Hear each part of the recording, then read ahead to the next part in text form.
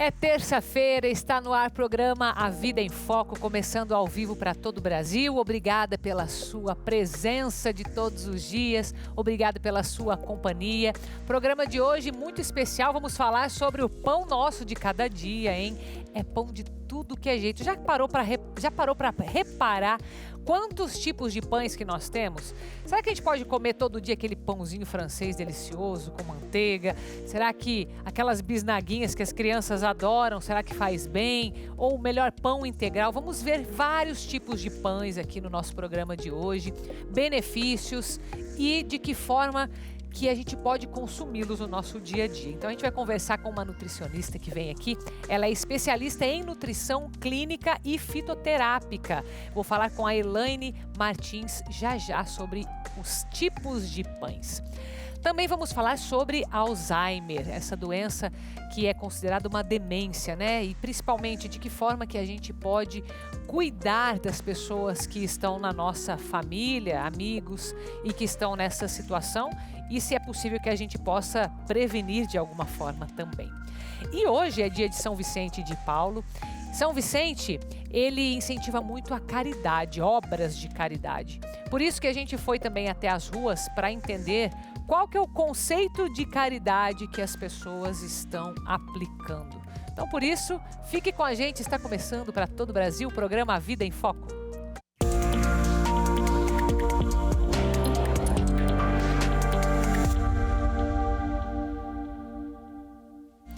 Deixa eu te perguntar, qual que é o teu estilo quando se fala de pão?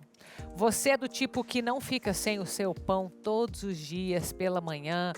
Você tem um ritual, você tem as suas preferências. Gente, pão é uma coisa boa demais, né? Tudo bem, Elaine? Olá, seja bem-vinda, tudo bem com você? Tudo jóia. Eu que agradeço, viu? Nós temos aqui alguns tipos de pães, eu sei que tem muito mais variedades do que nós estamos mostrando aqui, né? Aqui é mais pra gente simbolizar, porque ó, pão de batata, deixa eu grudar aqui, pão de leite, pão integral, bisnaguinha, pão francês, mas tem pão sem glúten, tem pão de aveia, fermentação natural também, né? Tem os pães pita, que são os pães árabes. Aquele sem só a casquinha. Fermento. Isso, tipo aquele. Alguns usam fermento, mas outros não. Entendi. Né? Então, na cultura judaica lá, eles fazem sem fermento mesmo. Que é o pão ázimo, formatinho. né? Seria aquele redondo e tal. Exatamente. Tem também pão italiano, aquele casca mais grossa, assim, mais pão duro, italiano, né? Pão bengala, que uma época tava... baguete, verdade. Também. O pão de queijo. Pão de queijo também a gente pode considerar?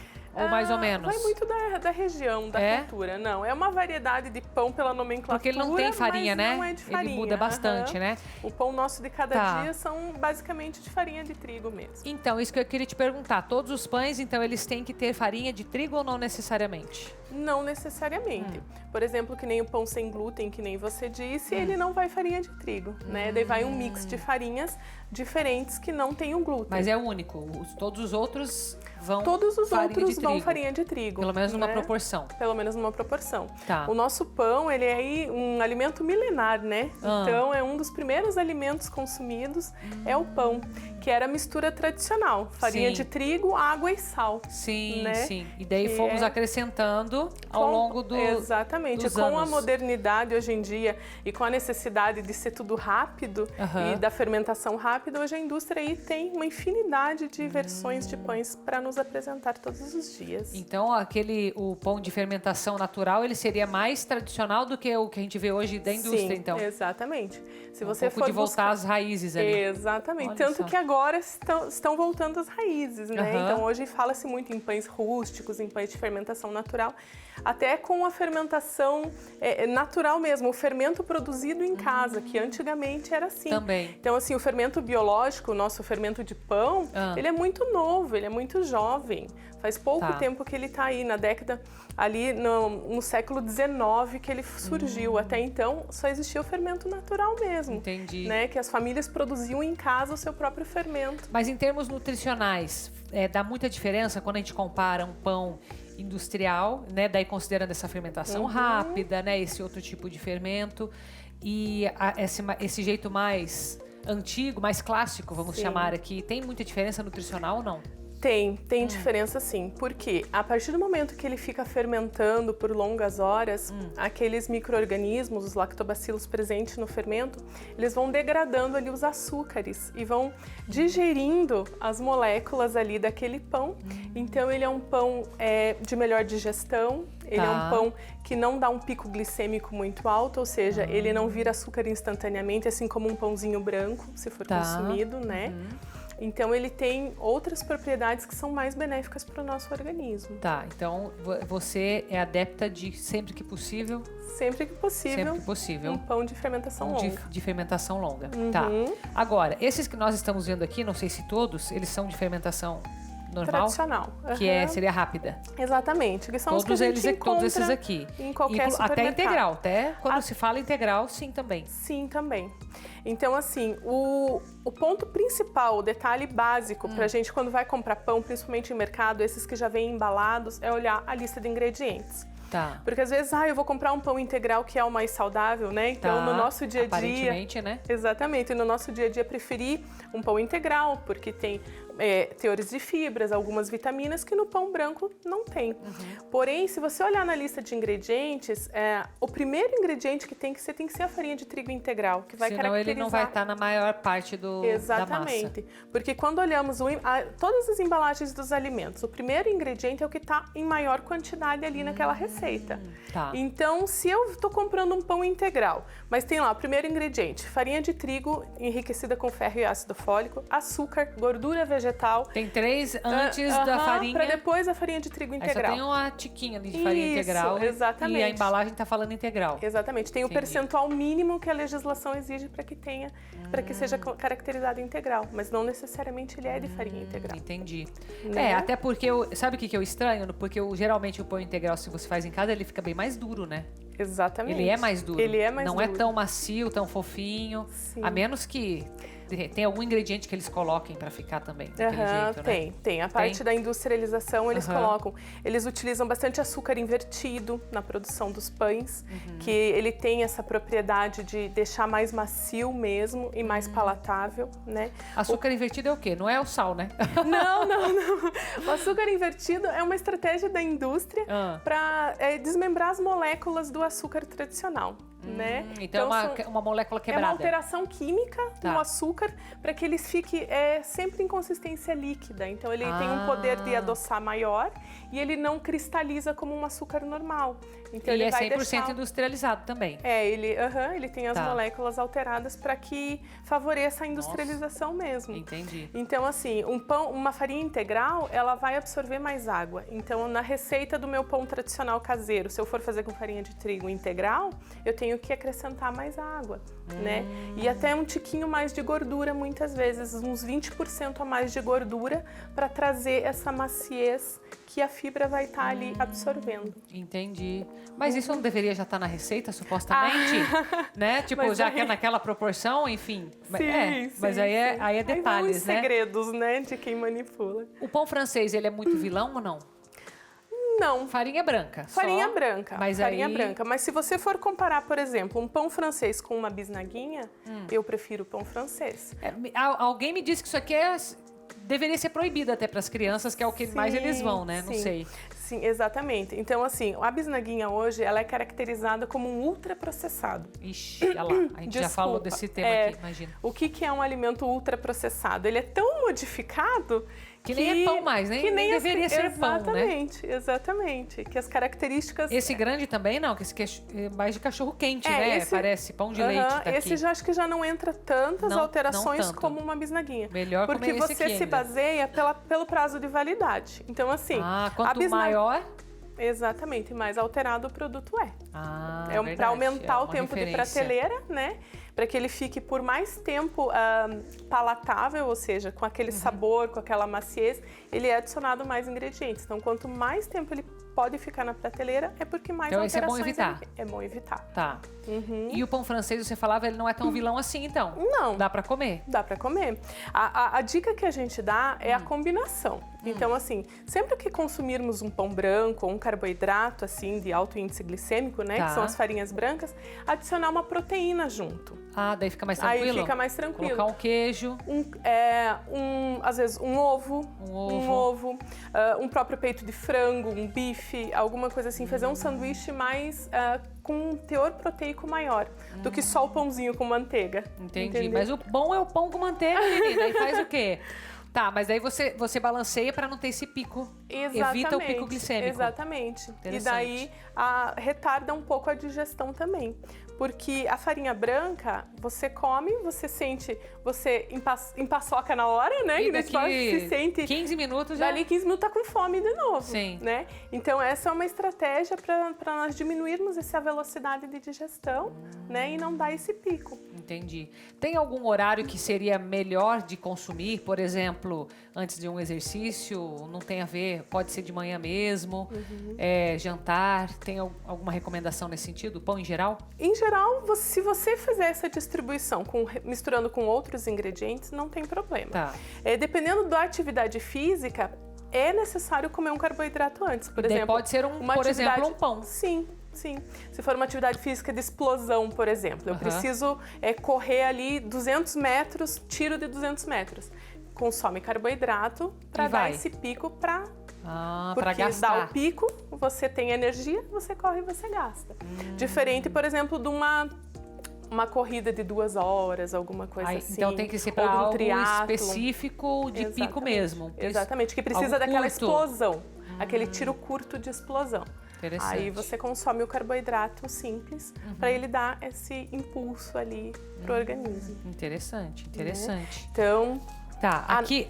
pode falar. Você falando dos horários, né? À noite a gente não recomenda muito o consumo do carboidrato simples por conta disso.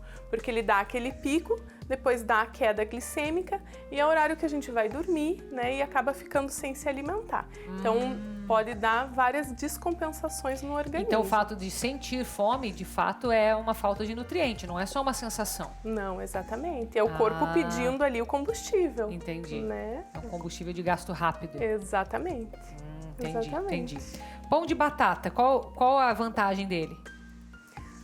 Porque a batata, ela é parecida com a farinha, imagino, Exatamente. Não? Só se fosse batata doce. Exatamente. A batata em si, ela é um tubérculo de carboidrato simples. Ela não é rica em fibras ou não tem alguma outra propriedade que vá tornar esse pão com índice glicêmico menor ou trazer ali um benefício maior de vitaminas ou de fibras para ele. Tá.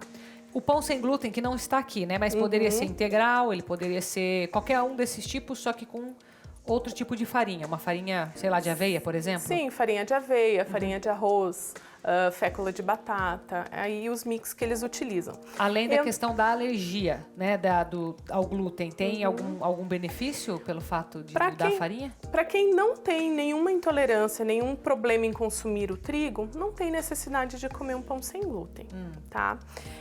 Assim, quando for consumir o pão sem glúten, também observar a mesma questão do com glúten, do com trigo. Se ele é integral ou não. E a embalagem também, né? Porque hoje a indústria está em todos os nichos alimentares. Então, existem vários produtos sem glúten que as pessoas compram achando que é mais saudável e na realidade não é. E assim, se comprar um pão sem glúten, dá preferência para que seja integral também, que tenha ali uma farinha de arroz integral, uma aveia sem glúten, que tenha linhaça, que tenha chia, que tenha outros cereais, outras sementes que são ricas em fibras.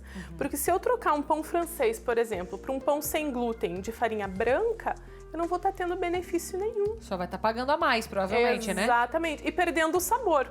Porque para quem não tem a doença celíaca e não tem a necessidade de comer produtos sem glúten, sente muito essa diferença no paladar. Entendi. Né? Então, melhor comer um pãozinho francês com prazer, né? Do que comer lá meio pacote de pão sem glúten, industrializado, sem necessidade para o organismo, que não vai trazer benefício nenhum. Entendi. Mas que bom, porque pão é sempre bom também, né? Bom, pãozinho com sopa no frio, é isso? Nossa, uma delícia. Show de bola. Elaine, muito obrigada, viu, pela tua presença, agradeço. E agora você vem comigo para uma viagem que nós vamos começar a programar a partir de já, combinado? Porque ó, não adianta você deixar para a última hora e depois você fala assim, mas aí eu não tenho tempo para ir, eu não consegui me planejar, não consegui tirar férias, enfim, daí aí não vai dar certo. Mas se você já começar agora a entender o que é o roteiro, Carol, que viagem que é essa? Então, uma viagem que eu vou fazer junto com a Libermundo e junto com você, é claro, saindo de Curitiba, indo até o interior de São Paulo. Nessa viagem, nós vamos em peregrinação, mas vai ser uma peregrinação em ritmo já de fim de ano. Então, não se preocupe, porque você vai ter os seus momentos para descansar, né? Para descansar o corpício, né? Porque foi, afinal, um ano inteiro que a gente vai estar ali celebrando para fechar bem esse ano. Também com experiência espiritual.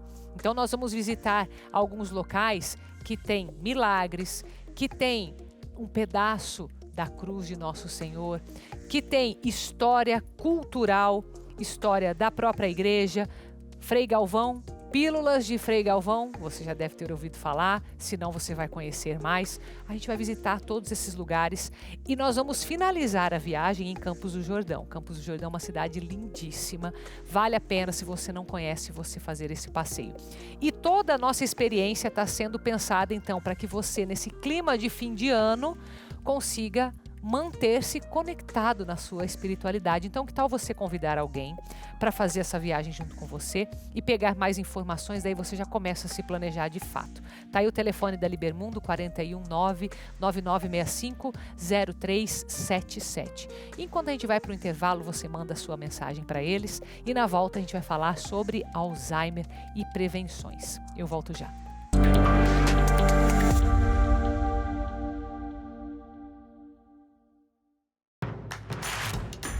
Não perca mais nenhum vídeo da TV Evangelizar. Inscreva-se agora.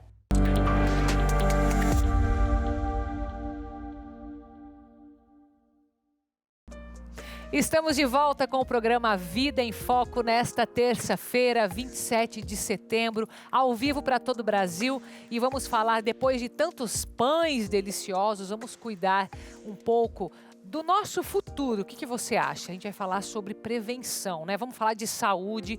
Alzheimer é uma doença, uma demência que muitas pessoas se preocupam. Conheço várias pessoas que são inclusive cuidadoras de alguém da família. Então, será que isso não é um sinal de que a gente precisa fazer algo diferente? Será que a gente pode se prevenir? Então, vamos conversar com uma especialista aqui, a doutora Viviane Zétola, que é neurologista no Hospital São Vicente. Muito bem-vinda, viu? Tudo bem? Muito bem, muito obrigada pelo convite, né? Eu que agradeço. Eu, na verdade, nesse momento, estou atuando como professora da neurologia. Que legal. No Hospital de Clínicas da Universidade Federal do Paraná. Tá. Bom, então vamos corrigir ali os créditos depois, né? Não produção tem corrige ali. Só para... Com certeza, com certeza. Então vamos lá, vamos falar sobre prevenção. Acredito que esse é um aspecto que a gente precisa cuidar, né? Porque... pelo pouco que eu conheço, né, de especialistas mesmo, conversa com especialistas, eu entendo que se a gente se previne, né, com hábitos saudáveis, é possível de se viver muito bem, né, mesmo com uma genética. Você é dessa linha? Acredita nisso? Vamos lá, eu acho que você usou uma palavra muito boa na saúde, na medicina como um todo, porque sempre há uma prevenção. Mais próxima aqui, por favor. Sempre há uma prevenção. Não necessariamente há uma prevenção absoluta de 100%, porque a medicina já é uma ciência de meio, né, Carol? Sim. A gente não promete vida para sempre. A gente promete uma vida com qualidade, é uma ciência de meio, né?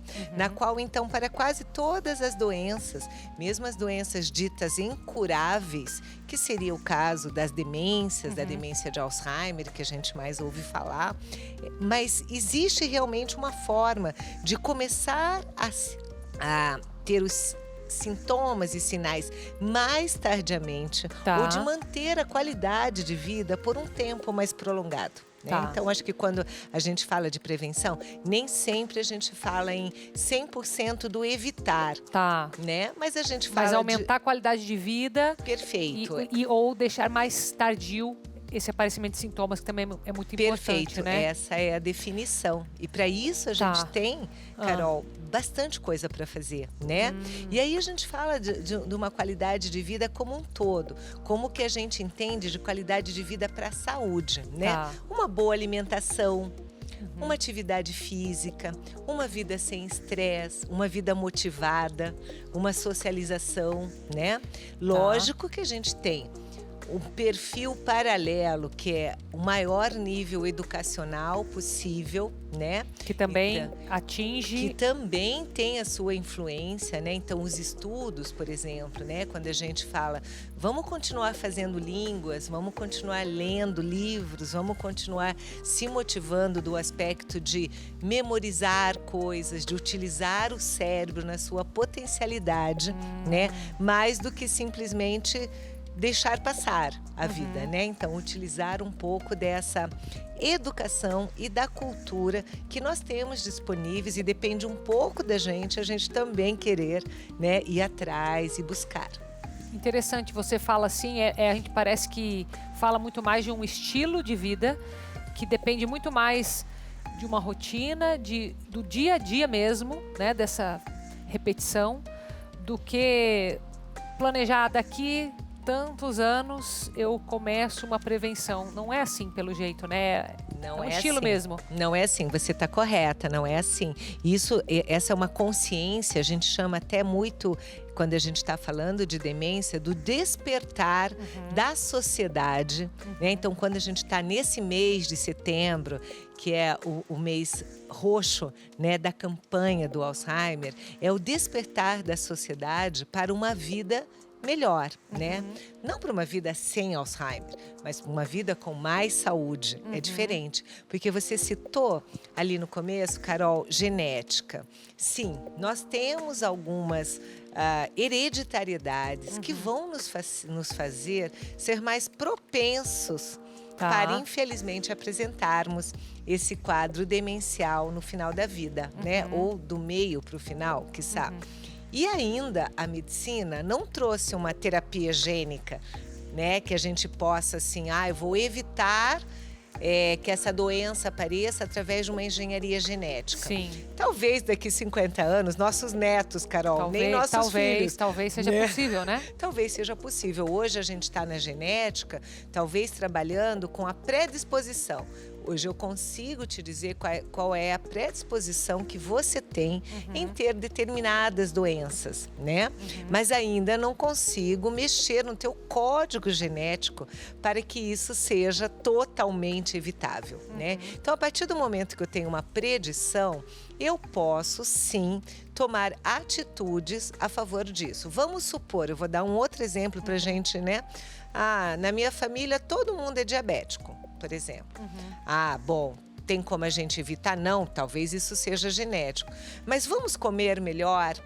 Vamos fazer mais atividade física? Vamos evitar aquele açúcar em abundância, né? Vamos tentar preservar o máximo possível o que eu tenho de proteção para esse metabolismo do açúcar? Não vamos desgastar antes da hora, né? Então, isso a gente também leva para o Alzheimer, né? Aí eu tenho na família, olha, doutora, é o que eu sempre escuto, alguns pacientes entram sem nenhum sintoma no nosso consultório. Mas sim, viu a avó ir por esse caminho, viu o pai, a mãe ir por esse caminho e começa a se preocupar. Eu acho excelente quando eles entram assim, porque realmente a gente tem aquela oportunidade de falar sobre isso. Às vezes não é isso que o paciente... Sim. O que eles querem é aquele remedinho mágico que vai evitar isso. E, infelizmente, a notícia é a notícia ruim. Nós não temos isso ainda, né? Nós temos muita pesquisa. Eu sou pesquisadora da área de Alzheimer. Nós estamos agora já com algumas medicações que estão batendo na trave, vamos dizer assim, né? Não são disponíveis no Brasil, estão ainda em área de pesquisa nos Estados Unidos, na Europa. Uma nós vamos começar daqui a um mês aqui no Brasil. Legal. E que talvez realmente sejam um pouco mais efetivas do que tudo isso, mas nós ainda não temos. Então, a efetividade dessa prevenção seria realmente a qualidade de vida. Mas vamos supor, o paciente chega já no meu consultório, já com isso já um pouco mais andado, né? Já não deu tempo da gente pegar o filho, a gente já está na mãe, né? Onde a mãe já está com seus esquecimentos, com as suas repetições, né? Com seu distúrbio de memória um pouco mais prejudicando já o dia a dia. Nós temos remédios, sim. Os remédios, eles não vão curar, não vão reverter, vão estacionar, tá? Então, eu estou atendendo uma pessoa, ela está assim, assim, assado, nós vamos trabalhar com medicação para que esse momento em que ela conseguiu chegar num acesso médico, nós vamos fazer com que essa progressão, ao invés de ser em 5 anos, seja em 10. E que a gente mantenha a maior qualidade. Então, nós vamos tentar estacionar. Nós vamos colocar tudo que a gente já falou em relação à qualidade de vida, né? A melhor dieta, a melhor atividade, a hobbies, a leituras, tudo mais. Mas nós vamos associar com medicações. E aí nós temos uma gama de medicação para usar. Então, vamos pegar esse exemplo que você falou. Alguém que já apresentou alguns sintomas, pelo menos iniciais, ainda é possível estacionar e retardar essa doença. Talvez até dobrando o tempo. É isso? Sim, é exatamente isso. Isso é possível já. É possível. Então, se, por exemplo, essa mãe, no caso, né? Foi feito esse trabalho. Então, os filhos que, antes de terem um sinal, também entrarem com algum tipo de prevenção, provavelmente esse tempo vai ser ainda maior do que o da mãe que já estava com alguns sinais? Ou não tem essa proporção? Eu diria para você que sim, a chance maior é essa.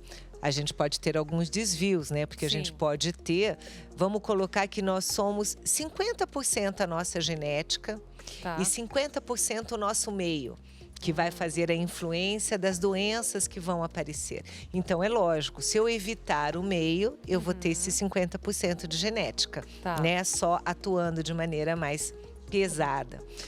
Mas a gente vai ter, né? Não são regras, não é um cálculo matemático, né? Mas é mais para o pessoal, às vezes, entender que vale a pena dar um passo na prevenção. Porque, às vezes, quando a gente fala em prevenção, em projeção, como você trouxe esse termo também, a gente está falando de algo que não é garantia de nada, ele é abstrato, pode ser que dê certo, pode ser que não dê. Então, às vezes, as pessoas elas deixam de dar um passo por isso. Então, por isso que eu estou até tentando trazer algum número, alguma coisa assim mais concreta, para incentivar mesmo, né? Já que a gente está no mês roxo, né?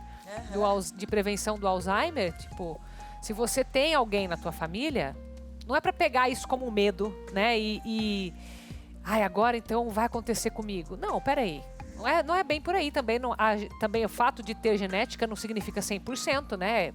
É 50% de chance. Ninguém sabe o futuro, né? Mas eu acredito muito na prevenção, até porque, como você trouxe, a ciência ela tem muita coisa ainda que ela vai descobrir, né? E se enquanto espera essas descobertas, a gente também for fazendo a nossa parte, né? Sem dúvida nenhuma. E, aliás, isso que você falou, eu também quero pegar esse gancho, né? Existe o Alzheimer genético, sem dúvida, e o Alzheimer, vamos chamar as demências de Alzheimer, nem tudo é Alzheimer, né? Mas vamos colocar assim, ele é a demência precoce, aquela que tem uma manifestação genética clara, né? Na qual a gente dificilmente consegue fugir muito, é aquela que começa aos 50, 55, 60. O mais frequente é o Alzheimer acima dos seus 75, 80, né? E aí esse não é genético, esse carrega um monte de outros fatores associados. Tem lá uma percentagem genética, mas é menor. Eu não sei se os nossos ouvintes né, já ouviram ou já assistiram Para Sempre Alice. Né? Para Sempre Alice é um filme, traz né? essa que traz relação, né? essa pegada genética, porque ela começa o filme, né? A atriz comemorando os 50 anos. né? Então, ali já demonstra, e ao longo do roteiro, não vou fazer nenhum spoiler aqui, né? Assistam, porque eu acho que é um filme bonito, bem feito, né? Ali, logo em seguida, ela consegue uma consulta e faz um exame genético. E nessa genética aparece a ponto dos filhos quererem fazer. Acho que essa é uma discussão bem legal, porque um filho tem a mesma genética, o outro não, e isso traz uma outra questão. Né, traz uma outra questão. Mas indo na questão da genética, é isso. A gente pode chamar essa demência de Alzheimer como um envelhecimento precoce. Por algum motivo, o nosso relógio biológico, ele muda. E esse relógio biológico faz com que o cérebro envelheça antes do resto. E como o cérebro esse é o nosso órgão manutendor, vamos dizer, de todas as nossas ações, né? Se ele envelhece antes, eu tenho um envelhecimento corpóreo inteiro, né? Agora, esse é digamos, um Alzheimer mais tardio, de início mais tardio. Entendi. Muito bom. Obrigada, viu, pela tua presença. Nossa conversa foi muito boa. Daria para conversar mais, mas temos o tempo. Agradeço, viu, sua presença. Muito obrigada pela oportunidade, Carol. Obrigada. E falando em saúde, também temos um número aqui para dar orgulho aqui para gente, para nós brasileiros, viu, a respeito de transplantes. Olha só, é o segundo país que mais realiza transplantes de órgãos no mundo. E apesar disso, ainda tem 50 mil pessoas que esperam algum transplante, né? Algum tipo de transplante. Mas agora a gente quer compartilhar com você uma história de sucesso nessa área, né? A história da Liege, que ganhou uma nova vida graças a um transplante. Acompanhe. Em 2003, a Liege não imaginava que precisaria de uma nova chance para viver. Foi quando ela apresentou os primeiros sintomas da fibrose pulmonar. É uma doença que é progressiva, né? Na época em que foi descoberta, não tinha tratamento, né? Hoje até tem alguns remédios, graças a Deus, mas na época não tinha, e já foi me avisado naquele momento que possivelmente eu precisaria de um transplante pulmonar. Eu comecei a cansar para fazer as tarefas básicas do dia a dia. Então eu precisei começar a usar o oxigênio, né, 24 horas do dia. Mas em 2011, a Liege teve a oportunidade de escrever uma nova história. Após 5 meses na fila de espera, ela foi submetida a um transplante de pulmão. E esse sim de um doador mudou a vida dela. A educadora física se tornou uma atleta reconhecida mundialmente. Eu fiquei sabendo da existência dos Jogos Mundiais para transplantados. A primeira vez que eu fui foi em 2015, na Argentina. Então eu treinei por 100 metros rasos e no dia da prova eu larguei com tudo, né? Eu fui correndo e graças a Deus consegui então essa medalha de ouro, que foi a primeira medalha de ouro feminina, né, do Brasil em uma competição para transplantados em mundiais. E a partir daí eu já não parei, né? E agora, se Deus quiser, pretendo ir para a Austrália no meu 4º mundial, ano que vem, em abril, né? Buscar o meu tricampeonato. A história da Liege se repete todos os anos para milhares de brasileiros. O país é o segundo que mais realiza transplantes no mundo. Em 2021, foram 12 mil procedimentos. Em 2022, o Paraná voltou a liderar o ranking nacional, com 39 doações de órgãos efetivas por milhão de habitantes.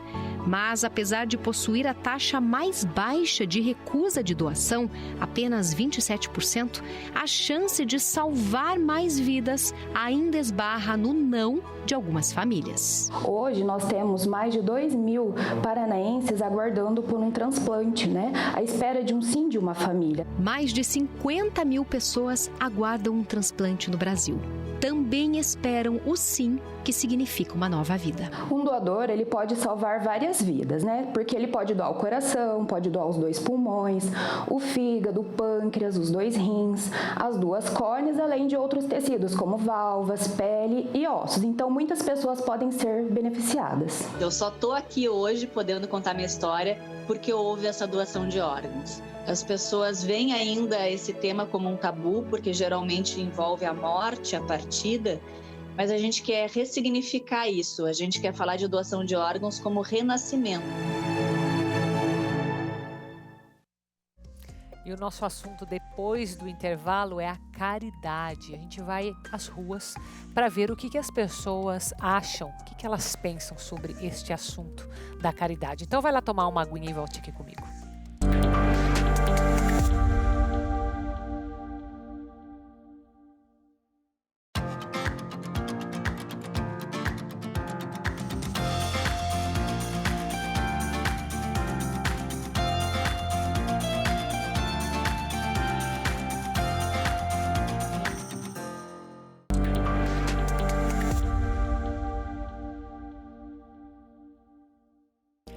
E já estamos de volta com o programa A Vida em Foco desta terça-feira. Vem aqui comigo para a gente receber a Ana, da Produtos que Evangelizam. Tudo bem, Ana? Tudo bem, e você, Carol? Graças a Deus. O que temos para hoje? Trouxe os nossos prêmios do nosso concurso cultural da Produtos que Evangelizam. Que vai até final desse mês. Sexta-feira, dia 30 de setembro. Tá. Lembrar o pessoal que a Produtos que Evangelizam tem um concurso cultural no nosso site.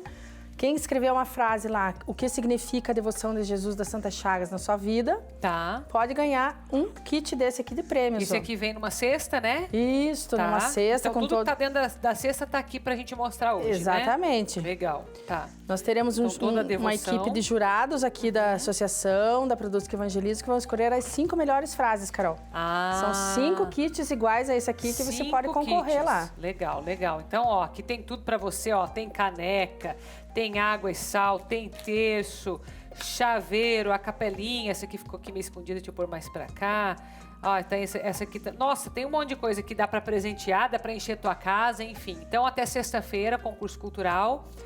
Quem ainda não participou, pode entrar pelo site. Pelo nosso site, tem um link lá só para escrever a frase daí. E daí, escrevendo a frase, fala de novo a pergunta. O que significa a devoção de Jesus das Santas Chagas na sua vida? Pronto, e você ainda vai estar, provavelmente, testemunhando a tua vida, né? A tua transformação de vida. Então é muito mais do que um concurso cultural, então participe com a gente, tá?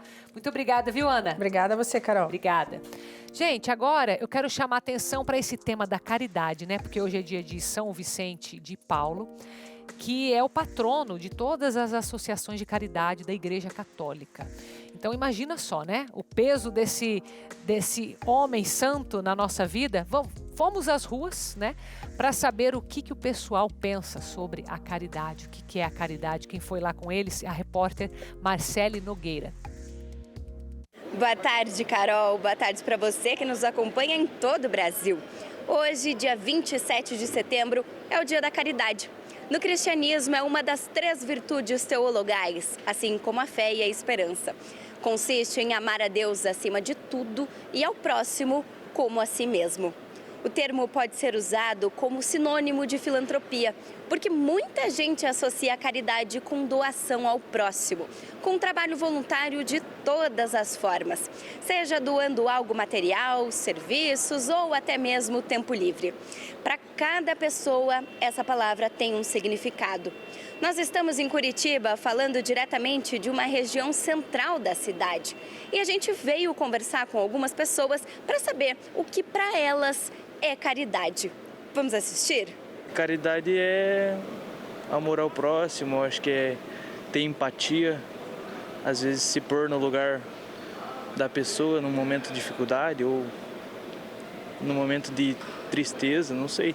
Eu acho que é tentar contribuir um pouco com a sociedade e o mundo. Caridade é fazer bem ao próximo, nem que seja estender a mão para qualquer coisa que a pessoa precise.